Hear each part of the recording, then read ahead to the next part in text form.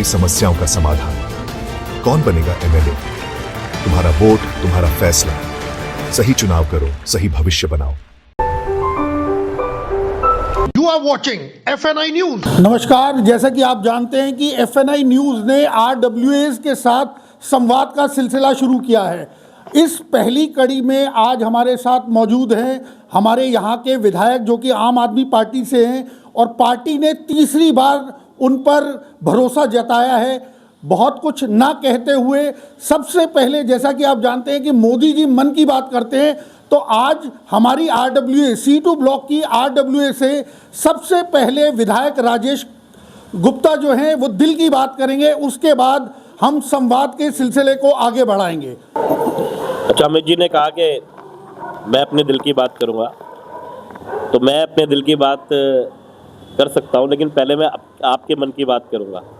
ये अपनी तो सभी सुना के चले जाते हैं। ज़रूरी है कि आप लोग बताएं कि जो ये 10 साल बीते, 10 साल एक लंबा समय होता है, लेकिन चुटकियों में निकल भी जाता है। क्योंकि सरकारी काम जिस तरीके से होते हैं उन सब के बावजूद जो हुआ, कई इलेक्शंस बीच में आए, बीच में 2 लोकसभा के इलेक्शन आए हैं, 2 बार MCD के इलेक्शंस आए हैं, और मेरे विधायक बनने से पहले भी ठीक कुछ महीने पहले लोकसभा के इलेक्शन थे, उससे पहले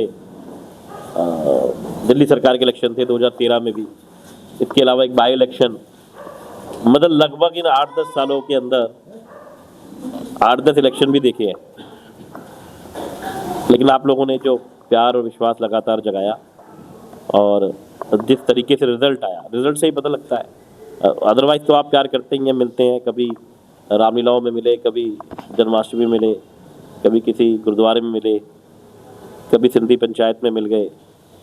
हम लोग मिलते रहे हैं, मंदिरों में मिलते रहे, RWA के माध्यम से मिले, कभी किसी दुख में भी मिले, कभी शादी में मिले, तो मिलना जुलना होता रहा।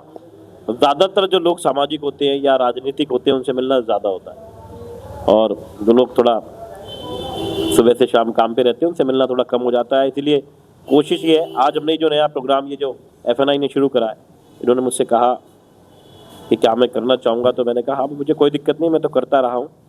मैं तो ये माइक पहले आप ही को दूंगा और आप लोग ही बताएं कैसे रहा, क्या रहा, 10 साल जो बीते हैं वो कैसे रहे। जब कोई भी रिप्रेजेंटेटिव, चाहे वो विधायक हो, निगम पार्षद हो, जनता के बीच होता है तो जनता की बहुत सारी परेशानियां होती हैं।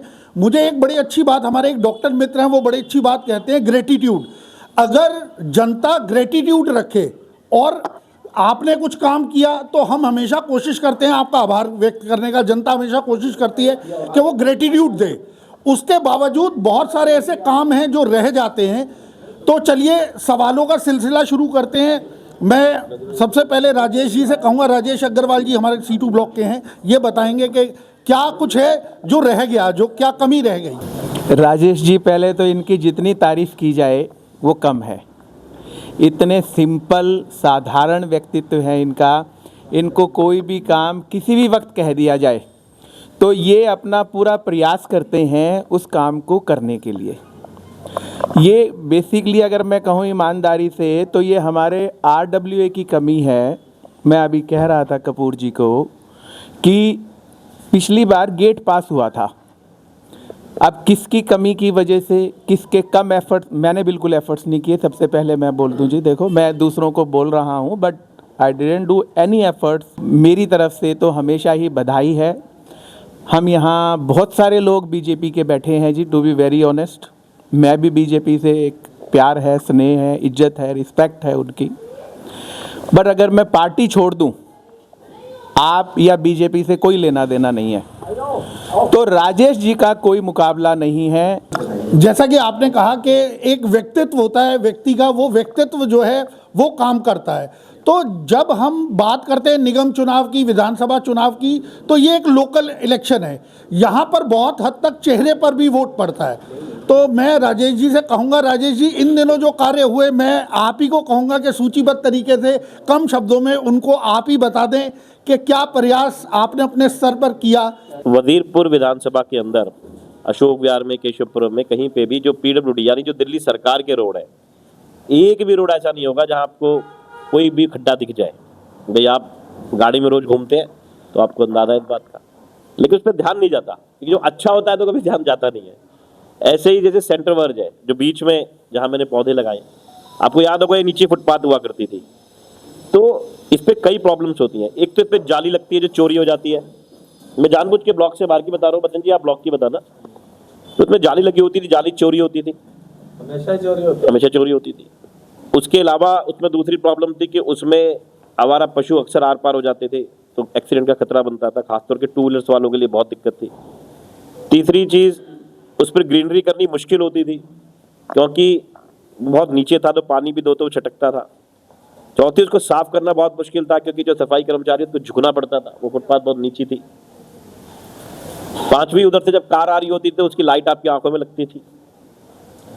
छठी, जब गाड़ी वहां से निकलती है तो गाड़ी जब धुआं मारती है, धुआं जब मिट्टी पे लगता है वो मिट्टी उड़ती है, उसी को PM 2.5 मोटे तौर पे कहते हैं, जो कण उड़ते हैं, वो उड़ता था क्योंकि साइलेंसर नीचे है और वो फुटपाथ भी नीचे है।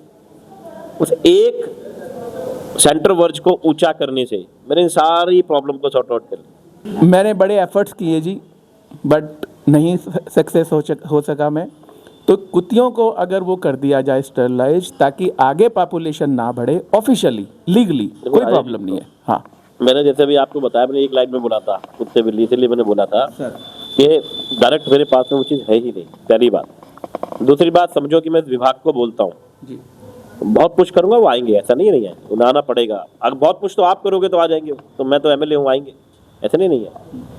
होता क्या है कि बेसिकली पूरी दुनिया में ये प्रॉब्लम रही, एक हर देश में रही है। इसका इलाज ये होता है कि जैसे आपने कहा जो फीमेल है, उस फीमेल को स्टरलाइज कर दिया जाए, क्योंकि जब आप मेल को करते हो तो एक भी बच जाता है तो वो सारी फीमेल्स को करेक्ट कर देता है। करेक्ट। लेकिन फीमेल को स्टरलाइज करना बहुत मुश्किल है और बहुत महंगा होता है। संवाद का सिलसिला अगर रेगुलर रहे, अगर हम कोशिश करें कि भाई 1 महीने में एक बार मीटिंग हो जाए, 2 महीने में एक बार हो, तो हम ये प्रॉब्लम्स को न्यूट्रलाइज कर पाएंगे। और किसी का सवाल, जैसा कि इन्होंने कहा कि मच्छर मक्खी है और पशु, ये मेरा जुरिस्डिक्शन नहीं है। इसके अलावा बिजली हुआ, पानी हुआ, आपने CCTV कैमरे की बात उठाई, तो हाँ जी, हमारी सेफ्टी का आपने क्या सोचा है? एक तो है कि सेफ्टी के लिए सबसे पहले चीज होती है माहौल, कि उस देश का, उस राज्य का, उस क्षेत्र का। 4 बारी चोरी हो चुकी है गाड़ी, आप अपनी बात करो, मैं फिर बोलूं। तो इसलिए थोड़ा सा जो भी आप करो, मेन रोड वालों का सोच के करो। आप अपनी बात कह लो, मैं फिर बोलूंगा। आप दुर्भाग्य इस बात का है कि जहाँ बैठे हुए हो ना, यहाँ से 150 मीटर की दूरी पे DCP ऑफिस है, बिल्कुल, इससे है ना, और पूरे नॉर्थ वेस्ट का DCP आपके यहाँ पर। लेकिन अगर आप आज कहोगे मेरी गाड़ी चोरी हो गई, तो उन्होंने आपसे पूछा होगा गाड़ी कौन सी है, कहते टोयोटा फॉर्च्यूनर इनोवा है, तो यार वो तो जल्दी चोरी हो जाती है। आपने गियर लॉक क्यों नहीं लगाया, आपने कैमरा क्यों नहीं लगा रखा, आप गेट क्यों नहीं लगवा लेते। मतलब उन्होंने कुछ नहीं करना, सब आप पे डाल दिया। There is a saying in English, only the wearer knows where the shoe pinches. जिस तन लागे वो तन जाने।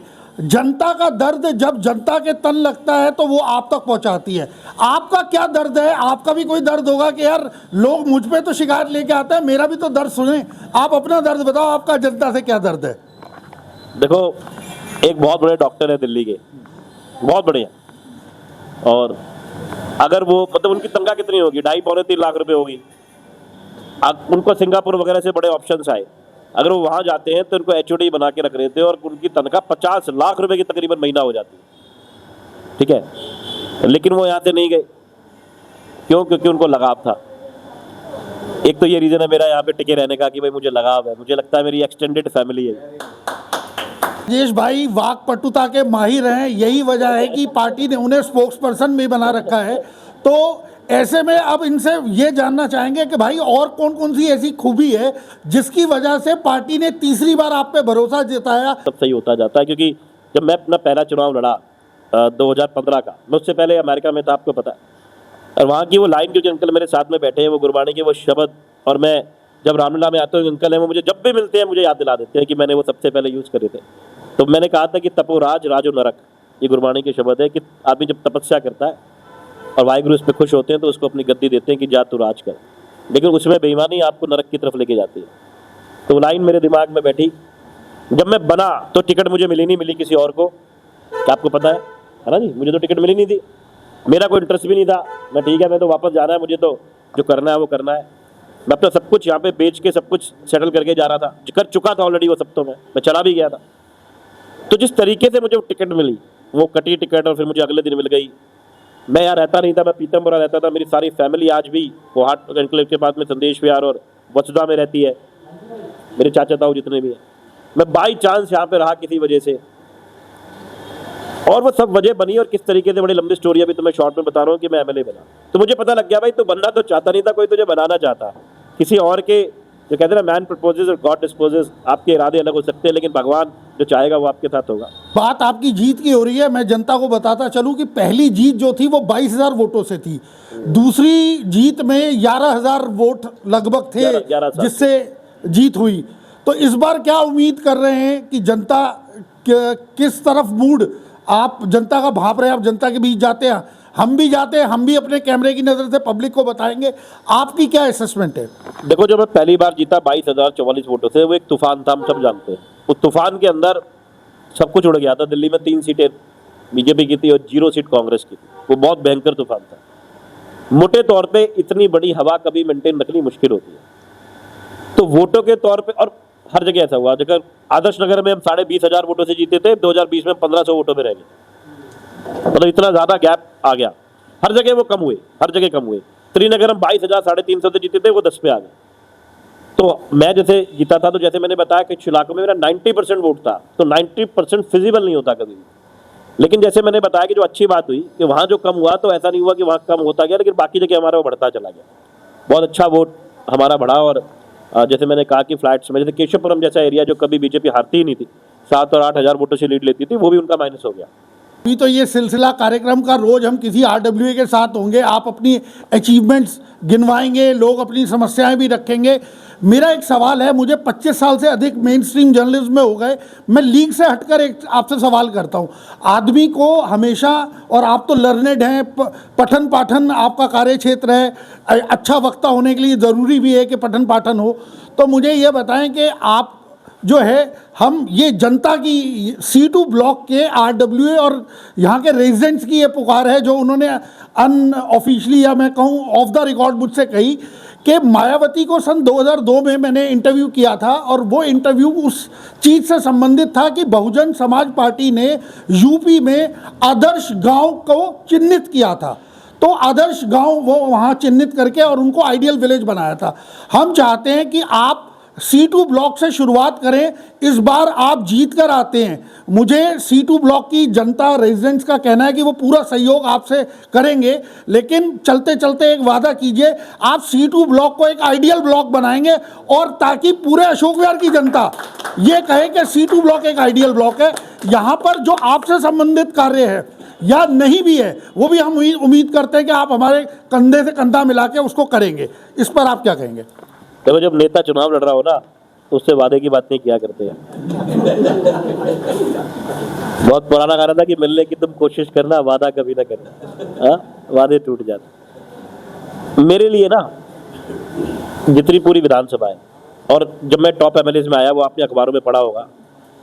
टॉप एमएलए में आने में रीजन लिखा था, अगर आपने पढ़े हो तो। पढ़ा था आपने, रीजंस थे उसमें। आपने बधाइयां तो बहुत होने दी, लेकिन मैंने सबसे कहा रीजंस पढ़ो।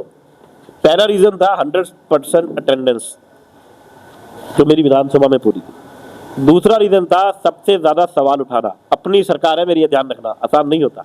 अगर आपके पानी नहीं आ रहा और मैं अपनी सरकार से पूछ रहा हूँ, तो इट्स अ डिफिकल्ट जॉब। लेकिन मैंने उसको करा, किस तरीके से करना है उसका तरीका होता है, वो करा। तो मैक्सिमम सवाल मैंने लगाए। उसके सवालों की क्वालिटी क्या है, मतलब सवाल मैंने लगा दिया, समझो वहां पे कि पुलिस काम नहीं कर रही। अभी थोड़ा पॉलिटिकल भी हो जाता है ना, कि मैं जानबूझ के उनको पूछ रहा हूँ। मैंने अपनी सवाल से सवाल करे, और वेटेज उन चीजों को दी जो आपकी जिंदगी से ताल्लुक रखते हैं, जिसमें पानी है, सीवेज है, चोरी चकारी है, या फिर पोल्यूशन है, या आपकी जिंदगी से डायरेक्ट ताल्लुक रखने वाली चीज। सॉरी। उसके बाद में अगली चीज थी, मेरे पे कोई क्रिमिनल रिकॉर्ड नहीं है, भगवान के दिया, इतने केसेस आजकल करते रहते। एक दो ने कोशिश करी, लेकिन वो पुलिस ने वहीं से हटा दिया कि ये झूठ है, कोरा झूठ है, इसको बात आगे नहीं गई, आज तक कुछ भी नहीं है उसके। उसके बाद में उसमें वेटेज क्वेश्चंस की हो गई। उसके बाद में जो आपने मुझसे सवाल करा, वो उससे ताल्लुक रखता है कि मैंने पूरी विधानसभा में लगभग बराबर तरीके से, बड़े अच्छी तरीके से अपने फंड्स का सदुपयोग करा। कोई ये नहीं कह सकता भाई मेरा एरिया जानबूझ के भाई कोटियों में कम वोट थे छोड़ दो, फेज 2 में कम है वहाँ छोड़ दो, केशवपुर में कम है छोड़ दो, तो या वो नहीं करा। बहुत इक्वली उसको डिस्ट्रीब्यूट करा। जमीन से लेके सड़क से संसद तक की लड़ाई लगी। ऐसा नहीं था कि जब जब जरूरत आई तो मुझे अगर रोड पे बैठना पड़ा तो मैं लोगों के लिए बैठा, मैंने वो लड़ाई भी लगातार जारी रखी। जो बात आपने कही, मैं उसके लिए आपसे ज़्यादा खुश हूँ अगर आप कर पाओ। मुझे ऐसा लगता है कि ये चीज़ें ठीक है, और अगर आप ऐसा करना चाहो सर, आज ही से उसकी शुरुआत करें, सुबह से शीघ्रम आप उसको बना लो, मैं आपके साथ खड़ा हूँ। तो आज के लिए इस प्रोग्राम में इतना ही। FNI पॉडकास्ट विद RWAs का सिलसिला यूं ही जारी रहेगा। कल मुलाकात होगी एक नई RWA के साथ। This is Amit Malhotra signing off. Thank you very much.